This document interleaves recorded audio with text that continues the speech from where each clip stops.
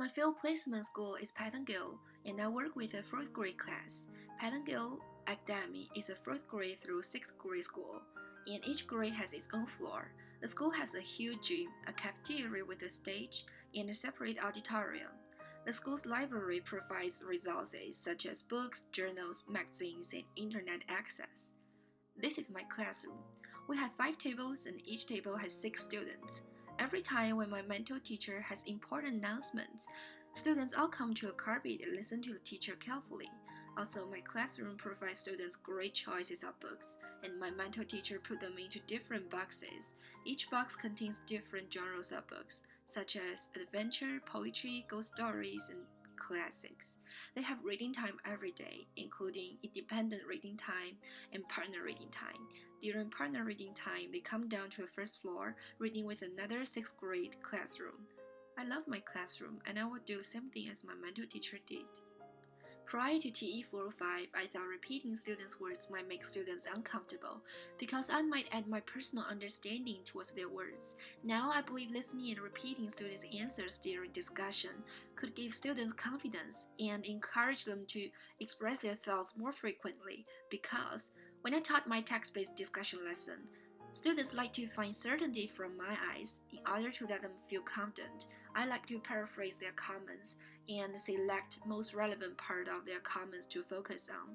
They behave more actively.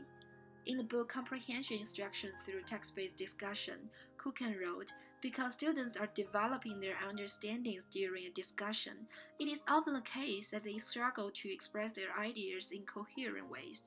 To support their effort, it is important to listen carefully to their contributions and to help them in organizing their ideas. I believe classroom norms such as gestures to show agreement or disagreement could keep students engaging while maintaining a good learning environment in a text-based discussion because I taught students certain ways to show agreement or disagreement and ways to bring other people in a conversation during my text-based lesson. When I asked their opinions, everyone obeyed the rules engaged. Most of them carefully listened to others' opinions. The learning environment was really good. Also, in the same book, there's a sentence. The process of learning to engage in collaborative learning is, in many respects, a process of creating a shared social world. For a teacher, this may well translate into cultivating new patterns of conversation in a classroom. I also believe that in text-based discussion lesson, a good guide question could make the whole learning process effective. Because in my lesson, my guide question is designed to do the right thing. Why or why not? I first add them to in the middle of the text and then asked again at the very end of my lesson. Students could see their changes. They could find strong evidence from the article to support their statement. In the same book, posting questions about the text can guide students thinking about the text before reading and can be used to summarize learning after reading. I might use more expository text than narrative stories in a text-based discussion because first of all, the vocabulary in expository text might be more difficult and need to be specifically explained. Second, the structure of an expository text might easy to lead a discussion.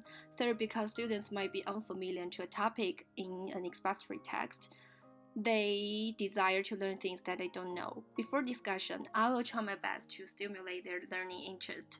I might show them some videos and pictures to make the topic attractive.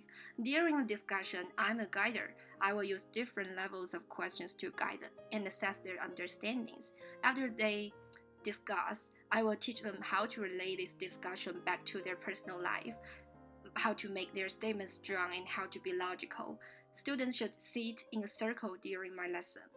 During discussion, I will first let my students read carefully and find out the author's opinion. And then they should also show me how does the author prove his or her statements. Then following the author's thinking way, they should check if their ideas could bring the similar effects, which could help them make their statements stronger and more logical. Instead of judging students' own ideas, evaluating each other's opinions might be a good way to support students in considering one another's ideas. In the future, I will continue developing the ability to ask an effective driving question that can throw out the whole reading. Also, I want to develop some strategies about how to make students, especially girls, engage in this discussion. For example, how to make group work and sharing time successfully, and how to keep discussion be interactive with the text.